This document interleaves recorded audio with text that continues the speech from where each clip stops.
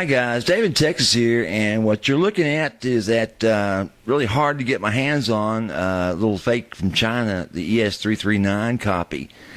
It's the one on your left, all right? And right at the moment, I've just barely got that pick guard on there because I'm going to zoom in and show you how this thing actually arrived, which was very funny. It was so bad, but they tried so hard to make it fit, right? As you can see, they actually notched out a hole for the adjustment for the pickup, height adjustment on it. But you can't play this guitar as is, even with the bracket still in it, right? Because that edge of that pick guard is in the way of the E string. It sticks up. It doesn't actually go between the two PUP brackets. You see that? So, let's see if I can show you real quick. What I've done, I've notched. You can see those little faint lines there that run.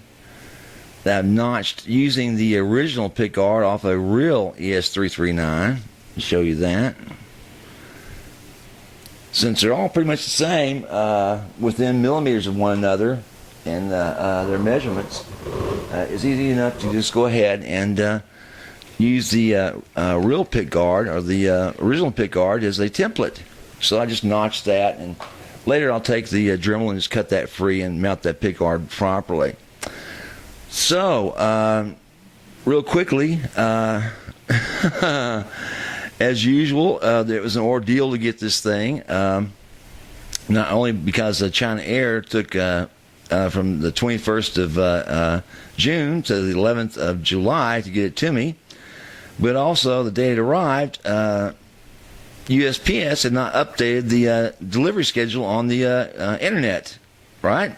So for all I knew, the same day it arrived, it was still in China. And I was still writing nasty notes to the Chinese Air Patrol. It's like, put that thing on a luggage rack and get it out here to me. I got to have that guitar. Come on, guys, do something. Go underneath somebody's seat. Anyhow,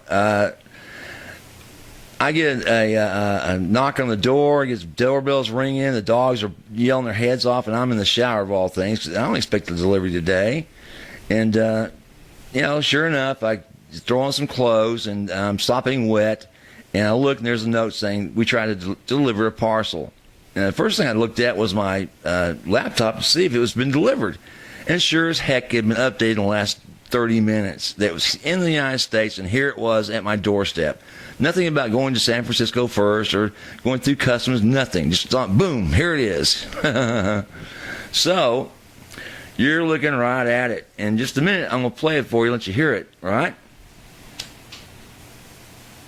Now, I've already played it, obviously, and whereas it looks just wonderful, I mean, it's a beautiful-looking guitar. Let me show this thing to you. I mean, it's really, really nice job they did on this thing as far as the looks are concerned. And the darndest thing is those tuners on it are just absolutely just perfect. All 6 of them. And they're tight. They work smoothly and not a problem with them, right? And this time, they didn't bury the strings in the nut. It's still plastic, obviously, but the strings actually have enough breathing room so they're not buried inside that nut, and some of them are actually a little bit higher than the nut height. So they tried, okay? Now, originally I had ordered, you got it, the binding to cover the ends of the frets, but that didn't happen again. So who knows what it's going to take to get that done. But I did get a solid piece neck, right? And it's very obvious it's a solid piece because it's all that same light color of the burst. So you couldn't hide a scarf joint if you had to on this thing. Right? And a later video, I'm going to go through measurements. I'm going to do sound checks back and forth between these 2 guitars. Now, real quickly, just for your information, this guitar weighs about 2.5 pounds less than the Epiphone does. And basically, what I'm judging is that, well, first of all, the Gibson, or the fake Gibson, has a double cutout on it. And it's it's semi-hollow. There's a main block that runs the length the length of the body of the guitar to mount against, right? And the Epiphone has just a cutaway pocket, just like a Les Paul does, with a back insert for the controls, because they're very ornate controls to control that nano mag and the tuning system. So basically, it's just got more wood in it. The necks are the same. Everything measures the same.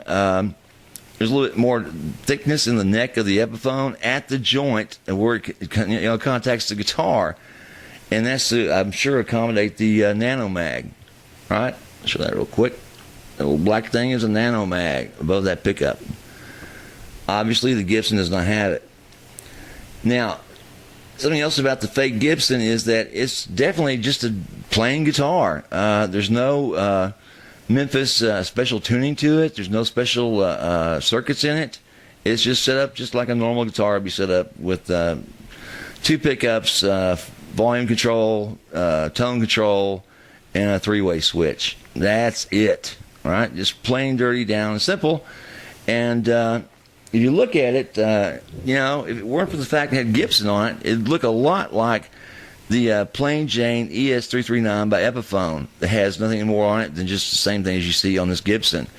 No special effects, no push-pulls, no nano mag, no nothing, right? No adjustments on the tones, nothing. Just plain Jane. Well, pretty much that's what this Gibson is right here in front of me. And that's another thing about that Epiphone 339 plain Jane.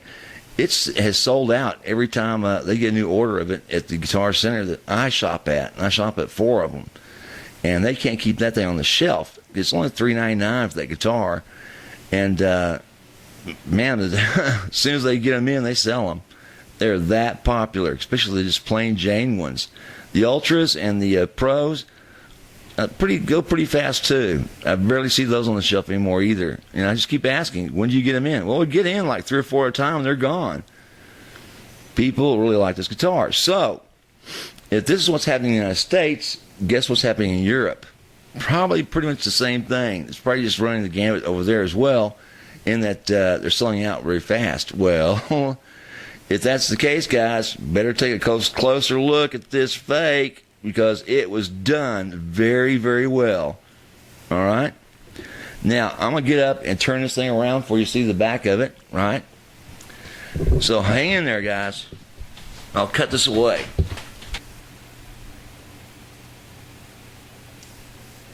Okie dokie. So, you can see there's no scarf joint in this guitar, right? It's all one solid piece of wood, which is exactly what I wanted. And there's no heel joint. Oops. Thank you, camera. That's a little hard to tell because it's all black down there, but trust me, there's no heel joint on this guitar. See that? No heel joint. So it is a solid neck, which, should make a difference, but we'll see.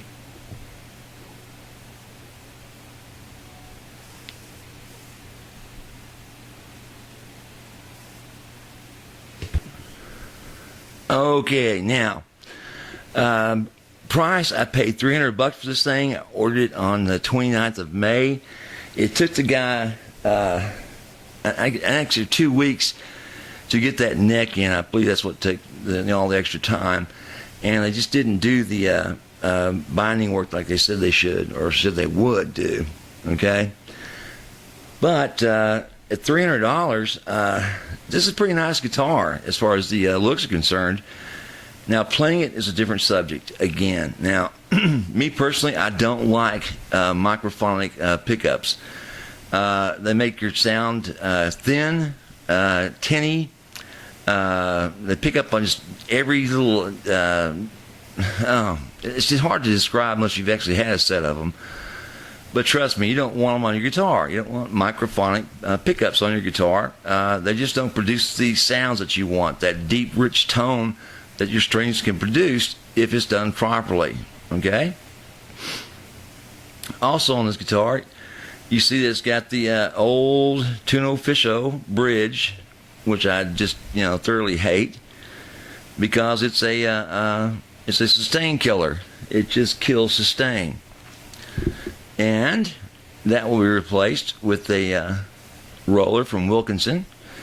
And I put new strings on this guitar. So that's about it as far as what's been done to it.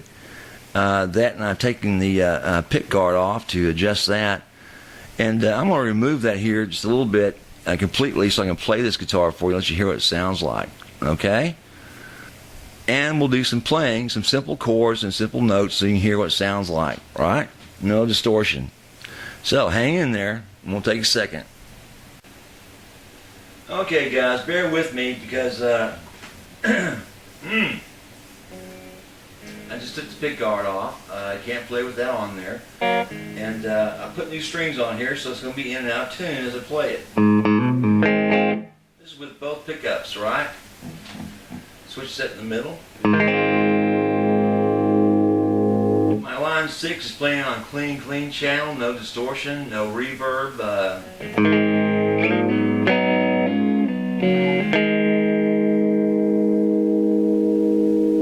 No enhancements whatsoever, right? And it's on about mid-tone.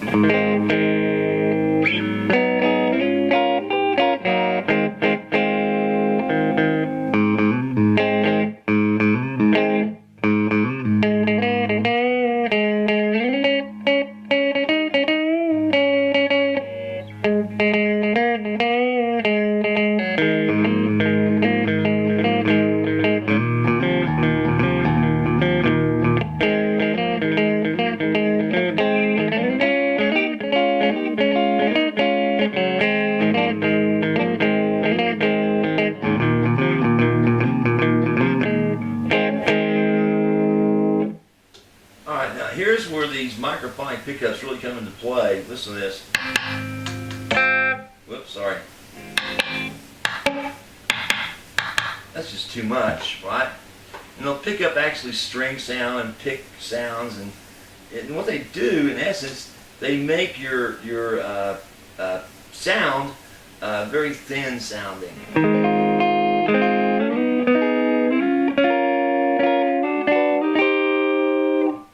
With the pickup on the neck, and it should sound much more fatter for a guitar like this. So it should sound something like this, which I'm going to play way up the neck, which you normally don't play.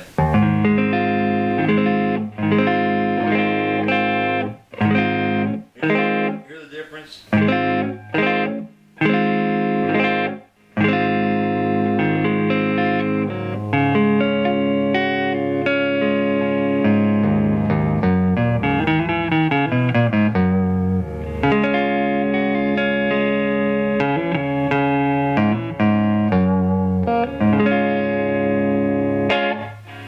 So if you're going to play it up, right over the pickup and over the neck, you'll get those fat tones that you want from a, semi-hollow guitar.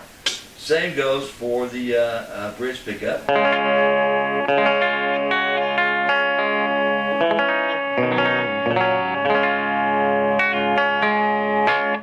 And actually, the microphonic pickup for a treble pickup, it does add to that twangy sound to it because it is thin and it is tinny sounding. So if that's what you're looking for,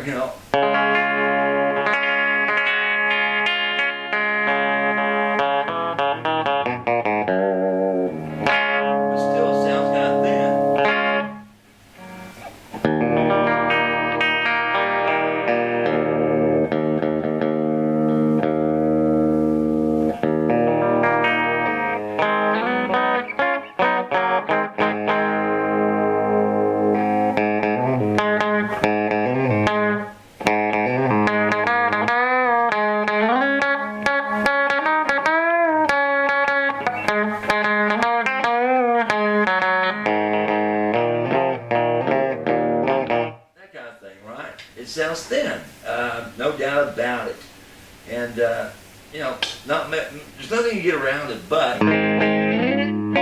replacing those pickups, or what I'm going to try to do with these, since they sound okay as it is, we'll see a factor microphonic. Go ahead, bite the bullet, go out and buy 40% beeswax and some 60% candle wax. Mix those in a double boiler. and put them on these PUPs.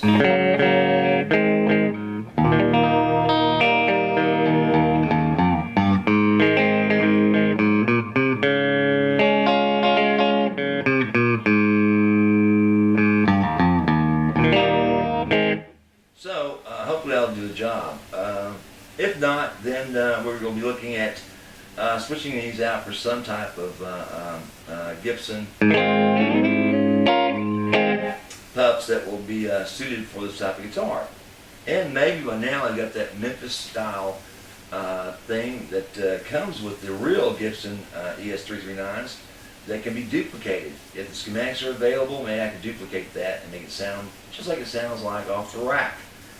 And you know, I cannot fault the wood on this guitar. I can't fault the tuners, the logo. Everything is just absolutely dead nut beautiful, and the way it should be on this guitar.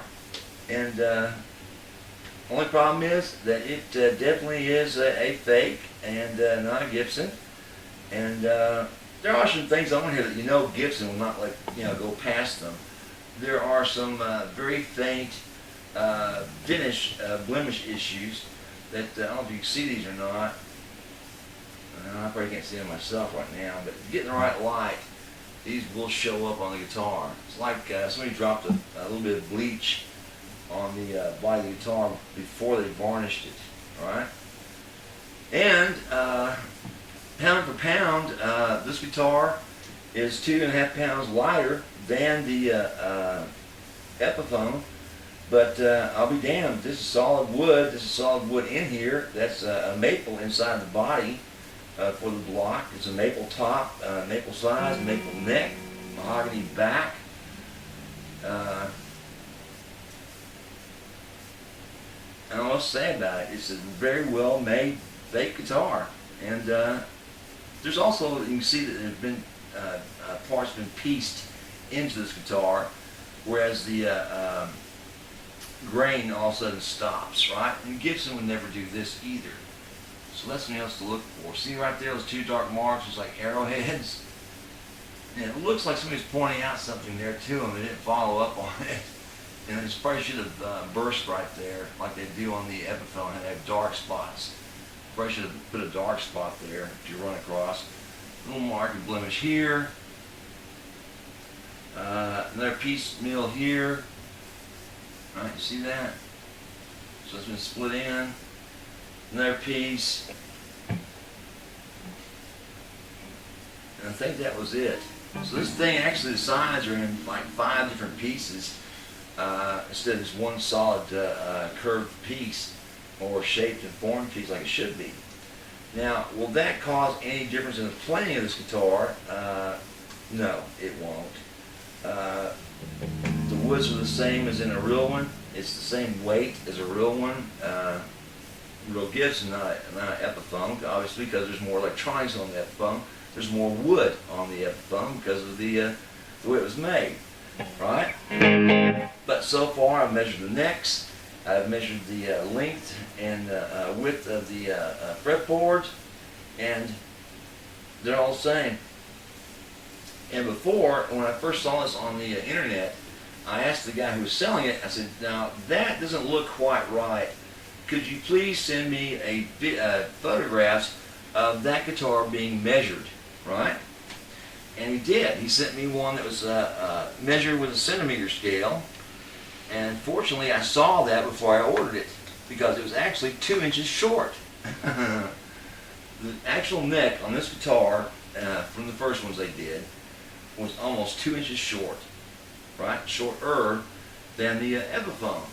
And I thought, oh no, that's going to be a soprano scale guitar. There's going to be an odd scale to it. That's the last thing anybody's going to want. It's going to be the first thing everybody spots it as being a fake, right? It's the wrong side. But either me mentioning it or someone catching on, they've done something about that and made these things the right size again, so you don't get that oddball size. But real quickly, how do you tell if it's a fake, right? Well, again, microphonic PUPs.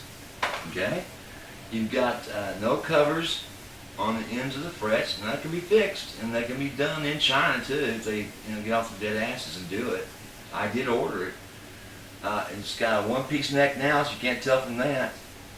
The tuners, they've got to be fakes, but they tune just like the real ones. They're stiff, they're precise, and there's no catches and no resistance from them. So, to me, they tune just like brand new tuners.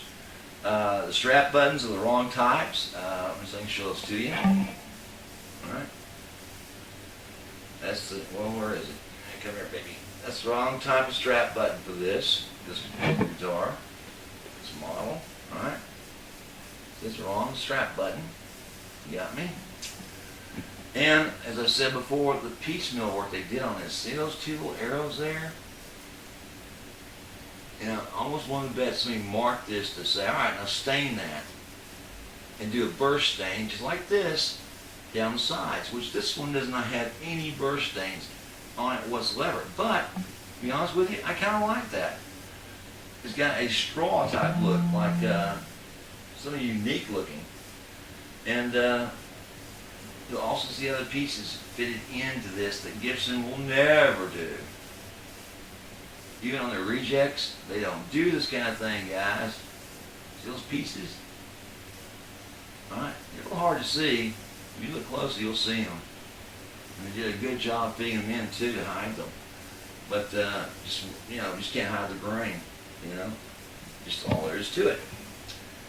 And lastly, I'm pretty sure they'll catch on about that pick guard being the wrong one. They'll probably change that up too. So what you've got to look for on this is the microphonic PUPs, the piecemeal work on the body wood, and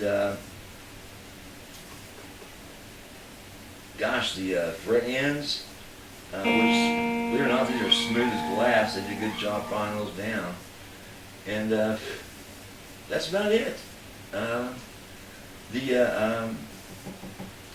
Control knobs are not in the same plane. They're kind of cockeyed all over the place like the Chinese do. They need to have spacers in there that make these things flat and parallel to one another. But that's all I can think of that would show this guitar to be a fake. Anyway, other than that, it looks exactly like and plays like a Gibson with the exception of really bad pickups. So, any questions about this one, give me a holler. Later on, I will be doing a video showing the exact differences between the Gibson fake and the Epiphone real one, the Ultra 399, and give you an idea of how close they got to this one to being exactly like a Gibson ES339. Have a good one and watch for that next video. Bye.